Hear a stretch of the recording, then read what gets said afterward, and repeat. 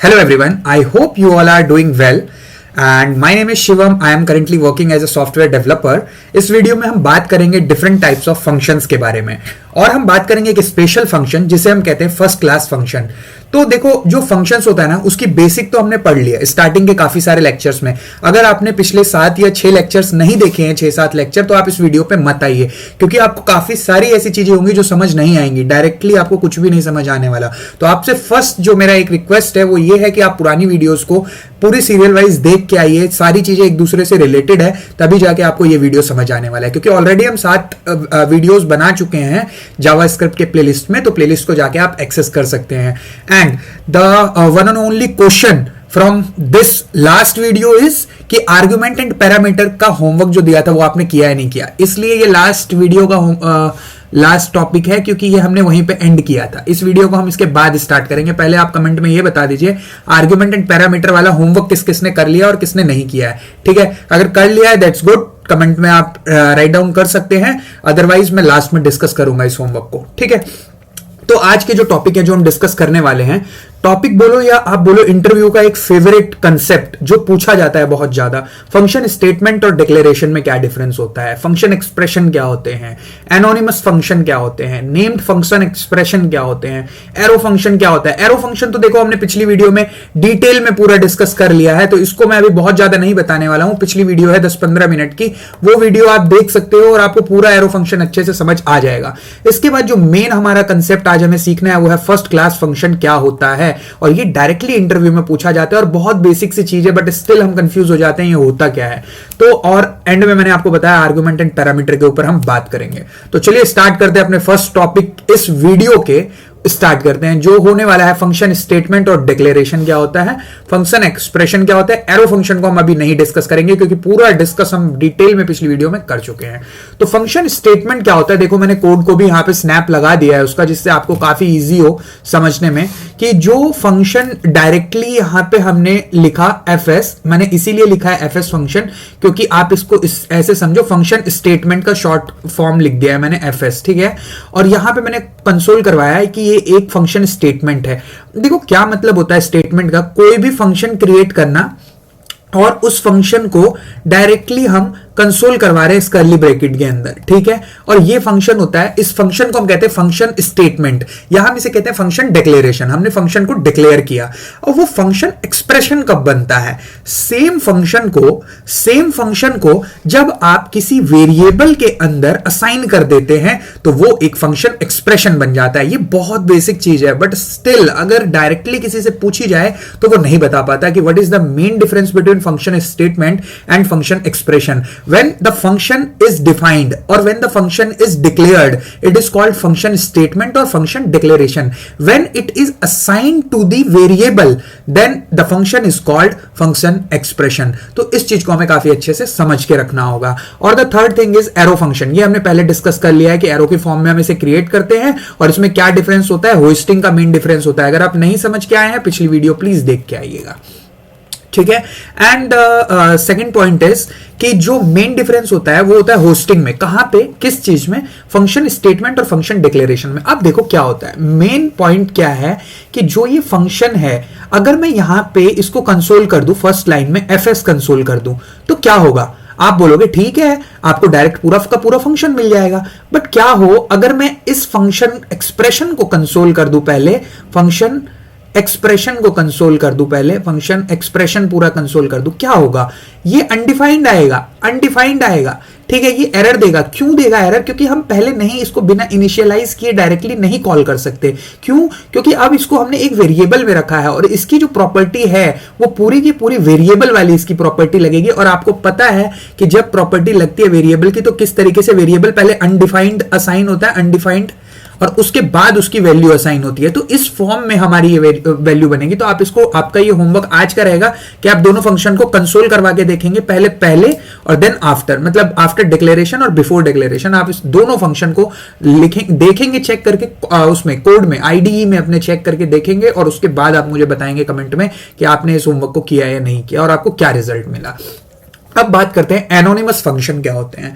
देखो, अगर simple language में और लेमन लैंग्वेज में बात करें ना कि एनोनिमस फंक्शन क्या है, ये एक फंक्शन है जो कि विदाउट नाम बनाया जाता है। Without name the function is declared when the function is called anonymous function, ठीक है। और जिस केस में हम फंक्शन को वैल्यू की तरह ट्रीट करते हैं, जिस केस में हम फंक्शन को वैल्यू की तरह ट्रीट करते हैं, उसको हम कहते हैं एनोनिमस फंक्शन। और इसीलिए हम मेनली ना एनोनिमस फंक्शन बनाते हैं। अगर आप बोलोगे कोई ऐसा फंक्शन है जिसका नाम ही नहीं है, जिसका नेम ही कुछ भी नहीं है, तो हम बनाते क्यों हैं? तो वो इसलिए बनाते हैं क्योंकि उसको हमें एज अ वैल्यू ट्रीट करना होता है। कई बार हमें उसे ना किसी एज एन आर्ग्यूमेंट पास करना होता है किसी फंक्शन में, कुछ भी एक डिटेल पास करनी है। जैसे कोई हमारा एक ग्रीट फंक्शन है, ठीक है, ग्रीट फंक्शन है। इस फंक्शन में हम एक पैरामीटर ले रहे हैं, एक पैरामीटर ले रहे हैं, ठीक है। और इस पैरामीटर के लिए हम एक ग्रीट फंक्शन के अंदर एक और फंक्शन पास कर रहे हैं, ठीक है। ये मैं डायरेक्टली यहां पे फंक्शन लिख देता हूं, और ये फंक्शन क्या करता है, यहां पे हेलो आपको प्रॉम्प्ट देता है। तो आपने इस फंक्शन को पास कर दिया, और यहां पे हम क्या कर रहे हैं, डायरेक्टली रिटर्न करवा रहे हैं इस फंक्शन को, तो ये डायरेक्टली ये रिजल्ट दे देगा, ठीक है। इन फॉर्म्स में हम डायरेक्टली यूज कर सकते हैं एनोनिमस फंक्शन का, ठीक है। एंड कुछ इंपॉर्टेंट पॉइंट्स डिस्कस करते हैं। जैसे आप एनोनिमस फंक्शन जो है वो एज एन आर्ग्यूमेंट पास कर सकते हो, मैंने बता दिया किस तरीके से। तो ये एक देखो, एक आपके लिए मैंने छोटा सा एग्जांपल कोड लिखा हुआ है, ये मैंने खुद से लिखा है आपके लिए। एक एग्जांपल वेरिएबल बनाओ जिसके अंदर एक फंक्शन बनाया है जिसमें मैं पैरामीटर ले रहा हूं, और ये पैरामीटर जो है इसको हम पैरम भी बोलते हैं, ठीक है। तो कंफ्यूज मत होना, जब रिएक्ट में भी हम जाएंगे तो हम देखेंगे किस तरीके से यूआरएल में भी पैरम यूज होता है, ठीक है। पैरम किस तरीके से हम कैप्चर करते हैं, पैरम किस तरीके से हम एक्सेस करते हैं, सारी चीजें देखेंगे। बट अभी के लिए ये पैरम कुछ ज्यादा डिटेल में आपको नहीं देखना, बस एक पैरामीटर है जो हम एक्सेप्ट कर रहे हैं यहाँ पे, ठीक है। किसी भी जब फंक्शन कॉल होगा, ये वाला इन्वोक होगा, तो हम इस पैरामीटर को पास करेंगे, यहाँ पे हम उसके ऊपर कंप्यूटेशन करने वाले हैं। तो हमने बस इस फंक्शन को कॉल किया है, पुराने वाले फंक्शन को, और इसमें पैरामीटर में क्या दिया है, एक दूसरा फंक्शन भेज दिया है। इस फंक्शन में कुछ भी हो सकता है, कंसोल मैं लिख देता हूं जैसे दूसरा फंक्शन, ठीक है। अब मैंने ये कंसोल करवाया, ठीक है। अब ये यहां पे जा रहा है और इस पैरामीटर को कंसोल कर रहा है, दैट्स इट, इस तरीके से। अब देखो, एक बहुत इंटरेस्टिंग एग्जांपल दिखाता हूं आपको मैं। अब क्या होता है, एक फंक्शन को हम दूसरे फंक्शन में पास किए, अभी हमने देखा किस तरीके से एक फंक्शन को हमने दूसरे फंक्शन में पास किया, और ये एक कॉल बैक फंक्शन को समझने का बहुत इजी तरीका है जो इस वीडियो में मैं आपको डिटेल में नहीं बताने वाला। नेक्स्ट वीडियो आएगी कॉल बैक फंक्शन के पूरी detail analysis, call back function होता क्या है, कैसे यूज होता है। बट होता क्या है कि जब हम एक फंक्शन को दूसरे फंक्शन में कॉल करवाते हैं और हम एग्जीक्यूशन को रोक के कुछ और काम करवाना चाहते हैं, या हम एक फंक्शन के काम के होने के बाद जो कुछ अपना रिस्पॉन्स चाहते हैं, या हम उसके बाद कुछ एक्शन लेना चाहते हैं, उस केस में हम कॉल बैक फंक्शन का यूज करते हैं। सपोज कोई फंक्शन है, मैं बेसिक सा बता देता हूं, एक ब्रीफ आइडिया। एक फंक्शन है कोई F1, ठीक है। हम चाहते हैं कि कोई एक टास्क है T2, ये फंक्शन T1 टास्क कर रहा है, एक हमारा T2 टास्क है। हम चाहते हैं कि जैसे ही ये T1 टास्क कंप्लीट हो, T2 टास्क हो जाए, तो हम यहां पे एक कॉल बैक फंक्शन दे सकते हैं कि जब ये फंक्शन कंप्लीट हो तो हमारा ये वाला टास्क हो जाए। तो ये होता है मेनली एक brief idea call back function का। बाकी डिटेल हम नेक्स्ट वीडियो में देखेंगे, ठीक है। अब लास्ट होमवर्क क्या था हमारा, पैरामीटर और आर्ग्यूमेंट। ये तीनों चीजें ना अभी हमें समझ आ जाएगी जस्ट इस 3-4 लाइन के कोड से। देखो क्या है, पहले मैंने एक एग्जांपल मैंने आपको बताया, एक मैंने वेरिएबल क्रिएट किया जिसमें मैंने एक पैरामीटर्स के लिए पैरम लिया है और इसको मैंने कंसोल करवाया है, ठीक है। डायरेक्ट बहुत बेसिक फंक्शन है, ठीक है। अब आओ एक और फंक्शन, ये आर्ग्यूमेंट फंक्शन नाम से एक फंक्शन क्रिएट किया जो रिटर्न कर रहा है ट्रू, ठीक है। अब एग्जाम्पल मतलब ये वाला जो फंक्शन है इसको मैं कॉल करवा रहा हूं, इसमें क्या पास कर रहा हूं, आर्ग्यूमेंट फंक्शन, और यहां पे मैं क्या एक्सेप्ट कर रहा हूं, पैरामीटर। तो इस आर्ग्यूमेंट फंक्शन पे जो छोटा वाला फंक्शन है ना, इसको मैंने सेंड कर दिया यहां पे आर्ग्यूमेंट में। अब देखो यहां पे जब मैंने इसको सेंड किया है आर्ग्यूमेंट, तो ये पैरामीटर एक्सेप्ट करेगा और उसको कंसोल करवा देगा, पूरा का पूरा फंक्शन आ जाएगा यहां पे। आपको पता है किस तरीके से। अब देखो क्या समझे हम इससे, ठीक है। हमने देखा किस तरीके से एक ये आर्ग्यूमेंट फंक्शन एक दूसरे फंक्शन में पास हुआ, ठीक है, और किस तरीके से यहां पे कॉल बैक हुई, ठीक है। अब वो हम बाद में डिस्कस करेंगे कॉल बैक डिटेल में क्या होता है। अभी जस्ट आप समझ लो कि एक फंक्शन दूसरे फंक्शन में किस तरीके से हमने पास किया एज एन आर्ग्यूमेंट, ठीक है। अब देखो जो मेन कंसेप्ट आता है, इसको मैंने जानबूझ के पैरामीटर नाम दिया है, मैं इसको कुछ भी दे सकता हूं, नम्स दे सकता हूं, आप एनी नेम दे सकते हो, कुछ भी, ठीक है। बट मैंने पैरामीटर क्यों लिखा, जिससे आपका जो लास्ट होमवर्क था वो काफी क्लियर हो जाए बेसिक लैंग्वेज में। ये पैरामीटर वो होता है जो हम फंक्शन के इस सिग्नेचर में डालते हैं, इस फंक्शन में डालते हैं एक्सेप्ट करने के लिए कोई भी वैल्यू को। और हम जब आर्ग्यूमेंट कहते हैं जिसे, वो आर्ग्यूमेंट ये होता है कि जब हम फंक्शन को कॉल करते हैं और उसमें वैल्यू पास करते हैं या कोई फंक्शन पास करते हैं, कुछ भी पास करते हैं, उसको हम कहते हैं आर्ग्यूमेंट। अब समझ आया आर्ग्यूमेंट और पैरामीटर में क्या डिफरेंस होता है? ये था लास्ट वीडियो का होमवर्क। तो अब हम एक बार और इस चीज को डिस्कस करते हैं। देखो, अब देखो, we also can return a function from another function. अब अभी हमने क्या देखा था जस्ट ऊपर वाले एग्जांपल में, कि हम कंसोल करवा रहे थे इस पैरामीटर को, जो भी पैरामीटर पास हो रहा था दूसरे फंक्शन से, हम उसको डायरेक्टली कंसोल करवा रहे थे। ठीक है, अब देखो क्या कर रहे हैं हम ना रिटर्न करवा रहे हैं। पिछले में हम कंसोल करवा रहे थे, इसमें हम एक फंक्शन को रिटर्न करवा रहे हैं, जो भी एक फंक्शन है। ये एग्जांपल भी एक फंक्शन है और ये एक फंक्शन रिटर्न कर रहा है। अब सोचो, एक फंक्शन रिटर्न कर रहा है एक दूसरा फंक्शन। ठीक है, एक फंक्शन दूसरा फंक्शन रिटर्न कर रहा है। ये आर्ग्यूमेंट पता लगा, इस एग्जांपल फंक्शन को कॉल किया और आर्ग्यूमेंट रिटर्न किया। अब इसने क्या, इस आर्ग्यूमेंट फंक्शन को रिटर्न कर दिया, तो हमारे पास एक कंसोल की वैल्यू आ जाएगी directly, as simple as it is.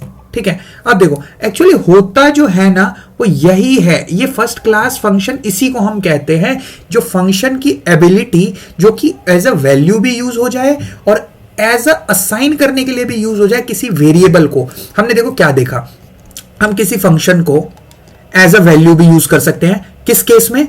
जब वो नेम्ड फंक्शन ना हो, नेम्ड फंक्शन ना हो, अननेम्ड फंक्शन हो। ठीक है, जो हमने अभी देखा था, देखो मैं दिखाता हूं आपको, ये देखो नेम्ड फंक्शन, एनोनिमस फंक्शन, जिसे हम एनोनिमस फंक्शन भी कहते हैं, जो कि अननेम्ड फंक्शन होता है, अननेम्ड फंक्शन होता है एनोनिमस फंक्शन। ठीक है, तो जब एनोनिमस फंक्शन होता है वो क्या होता है कि वैल्यू को असाइन करने के लिए हम इसमें डालते हैं, वैल्यू असाइन करने के लिए। जब वैल्यू असाइन करनी होती है, इस फंक्शन को एज अ वैल्यू ट्रीट करना होता है, तो हम एनोनिमस फंक्शन बनाते हैं। ठीक है, तो ये हो गया। द सेकंड पॉइंट इज कि हम किसी फंक्शन को किसी वेरिएबल में भी हमने देखा किस तरीके से हम स्टोर करते हैं। कोई भी नाम लिया इसका हमने, और यहाँ पे हमने फंक्शन भी क्रिएट करके देखा था किस तरीके से हम फंक्शन को एक वेरिएबल में स्टोर करते हैं। तो हमने देखा फंक्शन को एज अ वैल्यू भी यूज कर सकते हैं, एज अ वेरिएबल भी यूज कर सकते हैं, एज एन आर्ग्यूमेंट भी पास कर सकते हैं, और हम फंक्शन के अंदर से एक फंक्शन को रिटर्न भी कर सकते हैं। तो ये सारी जो एबिलिटी होती है ना, ये सब जब हम मिक्सअप करते हैं ना और सबको कंसाइजली हम जब देखते हैं ना, तो इसे हम कहते हैं फर्स्ट क्लास फंक्शन। तो ये मेन टॉपिक था इस यूनिट का कि फर्स्ट क्लास फंक्शन क्या होता है। तो ये सारी चीजें जिस फंक्शन की एबिलिटी होती है उसे हम कहते हैं फर्स्ट क्लास फंक्शन। और हम एक बार डिस्कस करते हैं नेम्ड फंक्शन क्या होता है। देखो, नेम्ड फंक्शन क्या होता है? कुछ भी नहीं, जो अननेम्ड फंक्शन था, आपको याद है एनोनिमस फंक्शन था, जस्ट इसमें ना हम एक नेम पास कर देते हैं। यहां पे तो हमने नेम डाल दिया है, इसको नहीं डालना होता, एनोनिमस में नहीं डालना होता, और नेम्ड फंक्शन ये बन जाएगा अगर हम ये एनोनिमस लिख दे। जैसे अगर कोई फंक्शन है, मैं लिख के दिखाता हूं, कोई फंक्शन है ABC और इसको मैंने दिया है, कुछ भी कंसोल करवाया है यहाँ पे, तो ये एक नेम्ड फंक्शन है जिसको मैंने नेम दिया है। अच्छा, ये बताओ, अगर सेम फंक्शन मुझे उसमें बनाना हो, आपको एरो फंक्शन में बनाना हो, तो कैसे बनाएंगे? कोई बता सकता है? एक फंक्शन लिया, ठीक है, और यहां पे सपोज ऐड लिखा, इक्वल का साइन डाला है, ब्रैकेट डाले, एरो डाला और ये कंसोल करवा दिया। ठीक है, तो ये नेम्ड फंक्शन कहलाता है एरो के फॉर्म में। अब देखो, एरो फंक्शन की पिछली वीडियो पूरी डिटेल में पड़ी हुई है, तो मैं नहीं बनाने वाला हूं। बाकी सारे टॉपिक हमने डिस्कस कर लिए इस लेक्चर में, और जो नेक्स्ट लेक्चर होने वाला है वो काफी इंटरेस्टिंग होने वाला है, क्योंकि उसमें हम देखेंगे फर्स्ट क्लास फंक्शन हमने देख लिया इस लेक्चर में, उसमें हम देखेंगे हायर ऑर्डर फंक्शंस क्या होते हैं और कॉल बैक क्या होता है। कॉल बैक का जो यूज है ना, वो Node.js और React.js दोनों में बहुत ज्यादा होने वाला है, बहुत ज्यादा, मतलब बहुत ज्यादा। अब मैं आपको ना कॉल बैक का एक बहुत अच्छा सा एग्जांपल भी देता हूं। देखो, मैं बताता हूं, ये चीजें हर जगह पे आपको डायरेक्टली नहीं मिलती देखने को। मैं बताता हूं, जैसे कभी पेमेंट गेटवे होता है, ठीक है, ऑनलाइन प्लेटफॉर्म्स होते हैं जहां पे आपने पेमेंट तो की ही होगी किसी ना किसी प्लेटफॉर्म पे, या वो पेटीएम हो, या वो क्रेड हो, या कोई भी एक जोमेटो हो, कोई भी फूड डिलीवरी ऐप हो, कुछ भी हो, आपने पेमेंट तो कभी ना कभी किया होगा। जब आप पेमेंट कर देते हो, ठीक है, मैं एक रियल वर्ल्ड एकदम एग्जांपल बता रहा हूं आपको, जब आप पेमेंट कर देते हो और वो पेमेंट सक्सेस हो जाती है, तो आपका जो स्क्रीन है वो बैक आता है और आपको दिखाता है कि पेमेंट सक्सेस हो गई। जहां पे वो आवाज आती है कि पेटीएम करो, सक्सेस वाला चीज, ऐसा कुछ, पेटीएम करो, वो आवाज कब आती है? तो उसके लिए वो चीजें डिसाइड होती है कॉल बैक से, कि जब हमारा एक फंक्शन का काम खत्म हुआ होगा, मतलब जब पेमेंट सक्सेस हुई होगी, तो मेरा एक दूसरा फंक्शन चला होगा जिस फंक्शन में लिखा होगा कि मेरे को वापस से अपने मेन स्क्रीन पे जाके, प्राइमरी स्क्रीन पे जाके ये आवाज सुनानी है पेटीएम करो, और मुझे दिखाना है कि ये पेमेंट सक्सेस हो चुका है। इन चीजों के लिए ये एकदम रियल टाइम एग्जांपल है कॉल बैक क्यों यूज होता है कोडिंग के अंदर, और रियल इंडस्ट्री के अंदर किस तरीके से कॉल बैक्स का यूज करते हैं। बहुत हैवीली यूज होता है पेमेंट गेटवे में, और हर एक फंक्शन में मोस्टली कॉल बैक का हम यूज करते हैं। वो हम देखेंगे नेक्स्ट वीडियो में किस तरीके से करते हैं और डिटेल में देखेंगे। अगर ये वीडियो आपको 1% भी हेल्पफुल लगी हो तो आप इस वीडियो को लाइक कर देना और सब्सक्राइब जरूर कर देना, जिससे मेरा वीडियो भी काफी अच्छे से रीच आउट हो और लोग भी रीच आउट कर पाए इस वीडियो तक, और काफी अच्छे से स्प्रेड हो ये वीडियो हर एक के पास। तो बाय, मिलते हैं नेक्स्ट वीडियो में फिर एक कॉल बैक फंक्शन के लेक्चर के साथ।